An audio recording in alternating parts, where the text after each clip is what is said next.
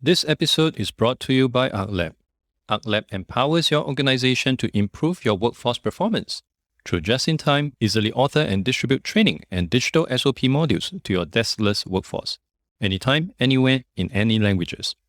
Listeners to my pod get 10% off learning design services. Simply go to arclab.io/Adrian Tan to claim this special offer today.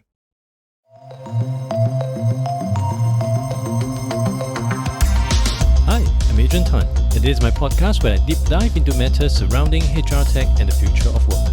I was a former HR serial entrepreneur and write extensively about the future of work on my blog. You may know me better through the Singapore HR Tech Market Map that I created in 2017. In this podcast, I speak with the people who are enabling the future of work. From mindfulness coach to employee engagement platform, they are all helping companies to better navigate rising work and business demands. I'm hoping that sharing in this podcast will help you better prepare yourself and your business for what the future of work may bring. Today I'm speaking with Professor Jonathan Passmore. He is the Senior Vice President of Coaching with CoachHub, the leading global talent development platform that enables organizations to create a personalized, measurable, and scalable coaching program for the entire workforce. Professor Passmore is one of the top 10 professional coaches in the world. He also serves as Professor of Coaching and Behavioural Change at the University of Reading's Henley Business School. In addition to leading Henley's Centre for Coaching, Jonathan is also a chartered psychologist and author who has published hundreds of scientific papers on coaching. Hi, Jonathan. Welcome to the podcast. You have been in psychology for the longest time, and I understand that you are one of the top 10 professional coach in the space as well. Could you just start with your motivation into this space and how he has evolved since? So coaching to me is fascinating as a tool that individuals can use to achieve their goals. And really coaching as an organizational intervention really dates back to the late 1990s. And at that time, I was working as a consultant at PricewaterhouseCoopers. And the work that we were doing in organizations, helping organizations to leverage large-scale change. And as a psychologist, I was often working with leaders and senior members of the organization, helping them think about how they role modeled the behavioral changes they wanted other leaders in the organization to make, and also to drive forward that change. And coaching seemed to be a very useful methodology, drawing on the writing of people like Laurel Whitworth, John Whitmore. And so we started really using coaching as a methodology in these large-scale change projects.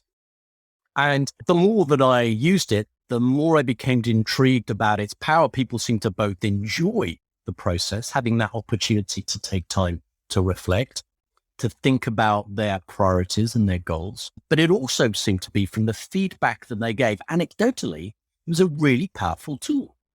And so over the last 20 years, I've really dedicated much of my life to exploring that, both at a practice level, working with leaders in organizations, but also from a research level.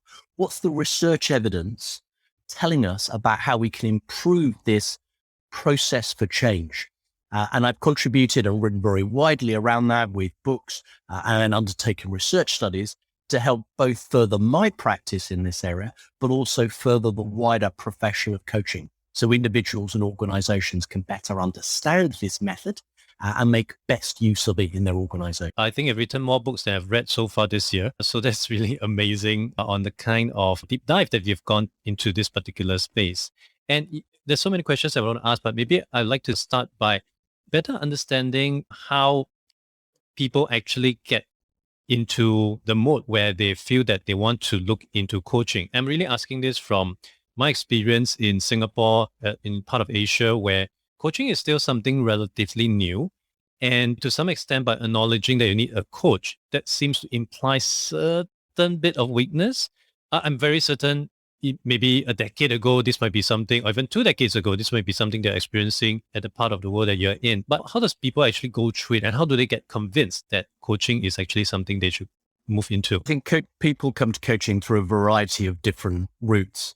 But what I often say when people raise that question of skepticism, coaching for me, should I really go for coaching? Is that seen as a weakness? I would see it as the absolute opposite. It's a strength. It's a personal investment in yourself or investment in your senior team, or investment in managers across the organization. And the reason I say that is because if you look at any elite athlete, any elite performer, you will find that they will have a coach. So if we just take one specific example, Usain Bolt. Usain Bolt, probably when he was at school, was a fast runner. And he could have thought, you know what, I'm a pretty fast runner. I'll do this by myself. But actually, he will have looked around and seen the people who were getting into the national team, the people who were participating in Olympics, the people who were winning the gold medals. Those people had coaches. They had psychologists or others who were working with them to not only help improve the behavioural performance. So how do I run down the track as fast as I can? How do I optimize my behavioral display, my performance, but also to work with them at a cognitive level? How do I manage myself, my emotions in that high pressured environment? And coaches in sport, that has then, through the 1980s, transferred into business. So that's often, many of these ideas are coming from that sporting background. And if people want to be the best that they can be, if they really want to progress their career, if they want their organization to improve its performance, it's thus not surprising that they then turn to coaches to help them to do that.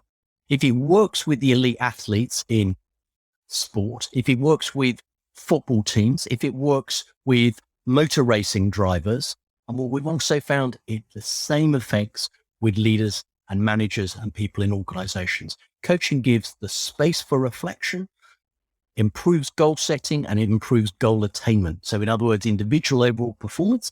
And then you can look across the organization, and organizations that are using coaching, not surprisingly, they see improvements in their overall performance.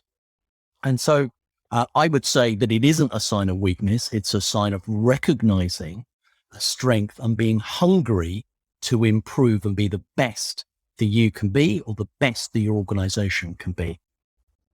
Would that mean from a business context, the coach has to be a better achiever than I am, so that he or she can coach me to meet his or her level?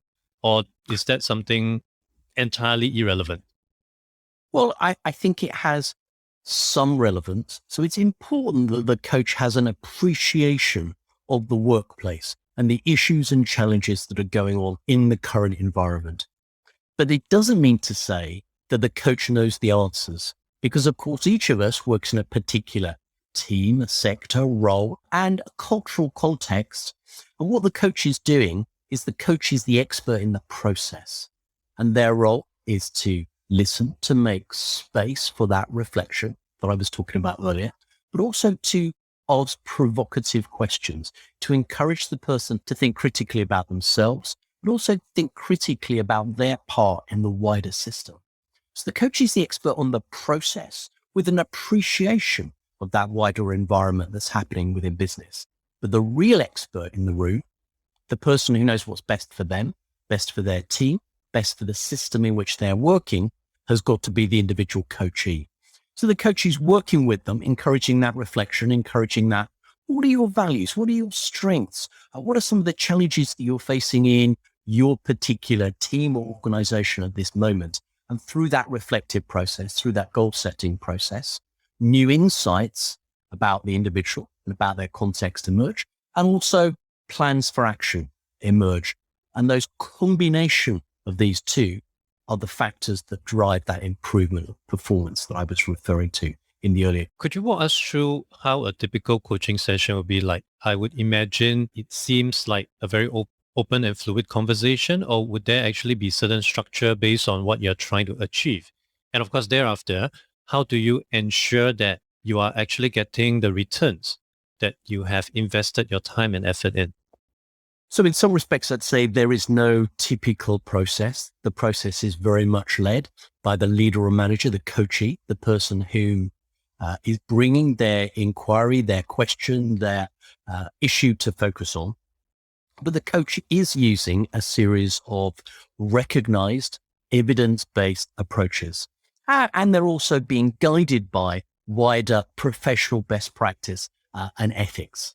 So for example, at the start, there's typically a contracting part of a conversation where the coach and coachee will explore What does the person want to be focusing on? How long they're going to be working together? They'll talk about confidentiality and the limits of that confidentiality, and then they'll plan the conversation that they're about to have. And the second part will be then moving on for a discussion about what would be a good outcome to that particular 30-minute, 40-minute conversation. So there'll be some clarity about the specific outcome for the conversation. And they'll move into discussing the issue.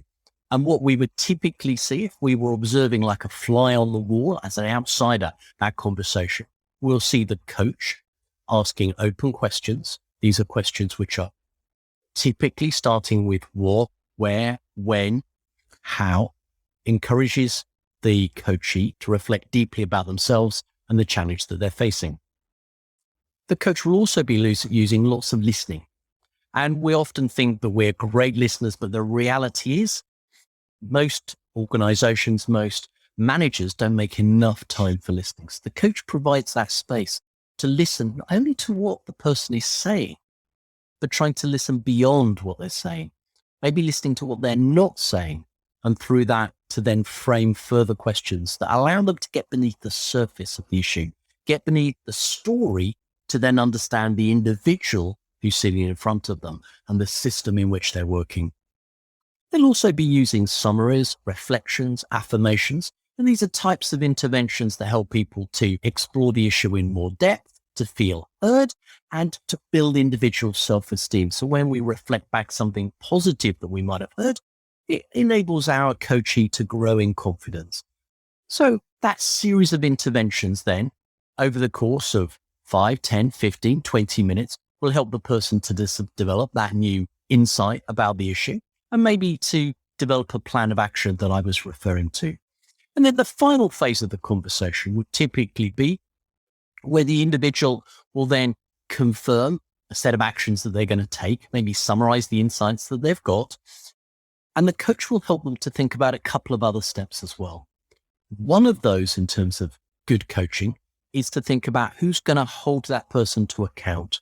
Because what we know is we often make commitments in the meeting or in a moment, but we get outside and we're overtaken by events. So to have an ally who's going to hold us to account can be really helpful.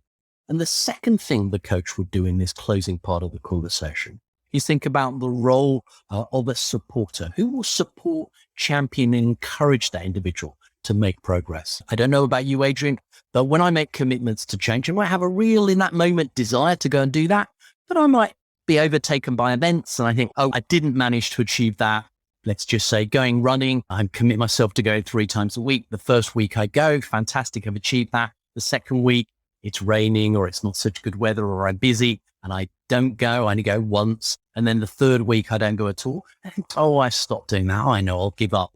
We need somebody who just gently says, oh, well done, you achieved it 2 weeks ago. Come on, start again. Who'll just encourage and support us. So that supporter role is also important for the coachee to plan, put that in place. And with those elements, then to step out of the coaching and of course, coming back in a week or 2 or 3 for the next coaching conversation, either connected to that issue or another issue. And what we see is that people usually bring over the course of several weeks, over several months, a series of connected issues, maybe about how they develop their leadership competence, maybe about how they work in their system to influence or persuade others, maybe about how they manage their emotions. And they'll focus on a number of sub-themes in each conversation. And together, that enables them over the course of several months to make significant progress in the conversation that leads to insight and plans of action, and progress outside that also enables them to use that accountability partner and that support partner to hold them to account and encourage them when times get tough. And I must say also, in terms of our work at CoachHub on digital coaching, the other element that we put in place as being able to optimize digital platforms is linking people to go a little bit deeper by engaging in learning nuggets. So we might share with them an HBR article. We might share with them some material that we have about strategic thinking, content that we've created ourselves, little short videos or readings to help that person just in a 5-minute piece to explore the issue and think about it a little bit before they come back to the next coaching session. So optimizing the use of that digital platform to deepen that insight and provide further motivation for action. I guess that is why a lot of New Year resolution fail after 5 days, because you did not do it with a coach in front of you and no one is holding you accountable to your goal. In a sporting situation or setting, the coach is literally next to the player for the entire extent of his or her career. In a business setting, is that going to be the case as well? Whether you move from company A to B, you will always have that coach, or is there actually an endpoint? And you said, okay, I think I've hit my goal and then that's it. We can see from our look at football coaches, football managers, that they change very frequently. But what's typical for elite performers is they do have a coach who works with them throughout their elite career. And they recognize psychologically and also at a behavioral level that helps them to optimize their performance. But the individual might change. And it's exactly the same if you're seeking to be an elite performer. I would encourage someone who's seeking to be the chief executive of a global company.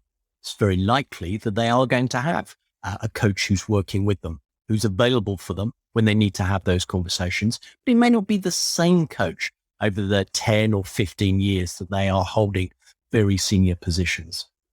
And they might have a period where they're working with a coach, and then they might step away for a period of time, have some time by themselves, and then step back into a new coaching relationship. But I think the idea of having a coach who consistently works with us, either the same one or different ones, does lead to high levels of performance. And if you're really seeking to propel your career and achieve the best that you can achieve, then of course, we just need to look at the elite performance in any other industry, and we can see that they have coaches who work with them over a consistent period of time. Although maybe different coaches, as I've said, and I certainly from my own career, I have had coaches who have worked with me, not the same one. Typically, I'll work for about a year or 18 months with a coach. I then have a period of time of reflection and do some work by myself, and then have another period of time working with a different coach who will brings a different perspective, a different way of working, a different challenge into my work to again help me to move forward. Based on your data as well as your observation, how widely is coaching currently being adopted among organizations? Certainly at the very senior levels in those organizations, most senior leaders in most of those organizations will have an executive coach who's either working with them now or someone that they have worked with in the past. And coaching has, over the last 20 years, spread very widely, starting really UK and the United States and Australia, but has spread across Europe, is spreading across Asia and Pacific, and also Africa and South America. So the take-up continues to be wide. And if we look at data from the use of coaching as a tool for training and development, for example, we've got somewhere in the region of 50% of organizations in German-speaking Europe and Italy and the Nordics who are using coaching as a tool for enhancing the output of training and learning. If we look to China, if we look to Japan, and we look to Hong Kong as examples, actually the figures that we're seeing there suggest that the level of engagement is just as high. They've come a little bit later to the party, but in places like Hong Kong, 65% of organizations are now using coaching as a tool for training and development. In Singapore specifically, the data tells us that's 55%. So significant amount of engagement within organizations for coaching because they're beginning to recognize its power. For many companies that have not considered coaching to begin with, they probably naturally have an expectation for their people manager to be the coaches for the team members. What's your response to a company that still feel that the managers can be the coach or double up as the coaches for their team member? I think managers can use a coaching style in organizations, and I would encourage that. So just having a directive style, if we only have one way of leading a team, if we've only got a hammer in our toolkit, everything looks like a nail. But we know that everybody in our teams, they're different. They need different approaches at different times. And having coaching as a default leadership style is great, but leaders and managers also need to set a vision for the future. They need to be able to build relationships across their team using an affiliative style. They need to set goals and objectives, and they need to hold people to account when there's poor performance or when they're seeking to really push forward a particular initiative, when they need to command or tell people what to do. So coaching can be used as a leadership style, but what we're talking about here, the coach as an external individual brings an independent perspective. They don't have a vested interest. Their sole focus is helping the individual who's in the room with them, who's online with them, to think about how can they get better at their particular job. So they're focusing only on the needs of that individual. And because they're unbiased, what tends to happen, because they're confidential, what tends to happen, because they're bringing a sense of, I'm just focusing on, tends to happen is the person is more revealing, discussing a deeper and more intimate depth, the challenges that they're facing. And that's not surprisingly, if you go deeper and we explore the whole person in the conversation, you get better outcomes. If we only talk on the surface, then we get surface level outcomes. And I think that's probably one of the differences between the work of somebody who's inside the organization as a manager, who might be using questions to encourage reflection as part of a leadership style, and that external coach who's confidential, independent, and solely focused on the development needs of the person who's sitting in front of them or on the screen in front of them. That can lead to significant improvements in overall performance because they're able to go deeper. And with the prevalence of video conferencing platforms, of course, a lot of things can be done virtually, and coaching being one of them. In the part of a world that I'm at right now in Asia, where there are multiple cultures and some of them are quite conservative, behave in a very unique manner, do you think there would be any preference to look at bringing in coaches that actually understand the nuances of these individual countries? Would that actually matter in the coaching process and as part of the conversation? I think cultural context and being able to identify with the coachee are really important parts of the conversation. And yes, having someone who is understanding of that context, as I was referring, that may be the context of an individual industry, it may be the context, the nuances of a language or a particular geographical culture that happens, that those are important factors. And it allows that improvement of a bond between the two. And the deeper that bond, the more trust, the deeper the understanding between them, the better the work that then takes place. So having a US coach doing coaching for somebody who might be in Hong Kong, they might both be able to speak English, but there isn't that in-depth of understanding the identity if we've got somebody who is from the region, who understands that particular industry. Not that they're going to give advice, not that they're going to say, best thing you should do in this situation is this. Instead, they're using that understanding of the cultural context, understanding of the industry to ask better questions to then develop a deeper understanding for the coach. And for someone who is really interested to learn more about coaching, what's the first step they should take as an individual or even for their own company? I think I would always say to people, go and experience coaching for yourself as a starting point. Go and have some coaching, see how the process works, see how you have been able to use it for your own personal development. And what I've found time and time again is people who engage fully in the coaching process become evangelists. They see the power of coaching and become people who are committed to then spreading the word. And really, that's how coaching has come to the fore over the last 20 years, because people can see its power for positive good for individuals and for organizations. And the second thing that I would say is many people who have then experienced coaching want themselves to become coaches, because what a wonderful gift that we can give to other people, a gift that helps them to be the best that they can possibly. Given that you have been involved in this space for so long, where do you see the future of coaching? Well, I think we're at a pivot point at the moment, to be truthful, Adrian. I think what's been happening in the past is the coaching has been a cottage industry, to be fair. It's been relatively underdeveloped and under-resourced and has been dominated by sole practitioners and small organizations. And they've done a fabulous job that they have been working to help take forward small step by small step the science of coaching, and have gradually, person by person, conversation by conversation, spread the word.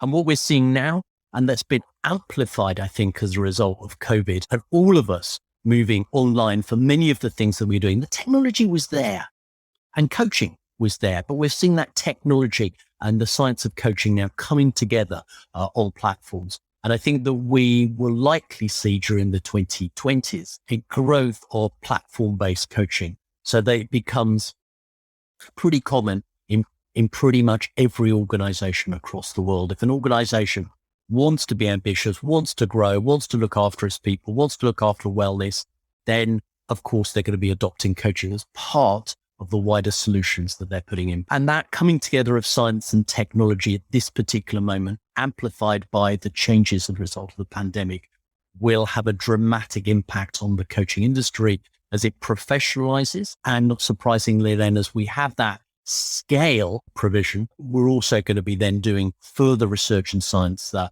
enables us to really fine-tune coaching as an intervention. And of course, the technological revolution that we're all engaged with at the moment isn't going to stop here. And the role of AI and VR will begin during the mid-20s onwards to start to have an impact on coaching. So thinking about those aspects. And so when we're looking back, if we had this conversation maybe in a decade's time, we will have seen some of the impact that quantum computing, AI, virtual reality will have, that will be complementing, in my view, the human coaching intervention, because humans prefer to have a conversation when we're talking at depth, when we're talking about emotion, when we're talking about personal issues, to talk to a fellow human being. But technology will play a part in supporting those personal conversations, and platforms such as CoachHub will be at the very center of that revolution that's taking place. Do you foresee a future when your coach could actually be an AI? Of course, whether you would want to choose to connect to that AI coach for a deep, meaningful and personal conversation is another thing. But technology is moving us in that direction. We've got very simple AI apps that are available now that have a script and can ask you on your phone some very basic questions. And no doubt that technology over the next 3 to 7 years will continue to grow. But very simple questions that we might want to ask, whether factual-based answers or a script can help us, then that type of intervention that we might use on the bus or the train as we're going in will be helpful. And that's what I mean about being part of a solution. But I don't believe that as humans, we want to see that as our primary mode of communication. So we'll be there supporting, but I believe humans prefer talking to humans. And as a result, that human interface, the connecting of one human being to another, will stay the central part of the work that we do in the foreseeable future. Thank you so much, Jonathan. Lovely speaking with you today. Thank you, Adrian. Thank you for listening to the podcast. You can refer to the show notes for links to more information about our guests and their businesses. If you enjoyed this podcast, it would be helpful to give a review on iTunes or follow me on Spotify. If you're using Overcast, please hit the star button under the episode. That will help get this episode and podcast out to more people who may find it useful. I'll see you in the next episode of The Adrian Tan Show.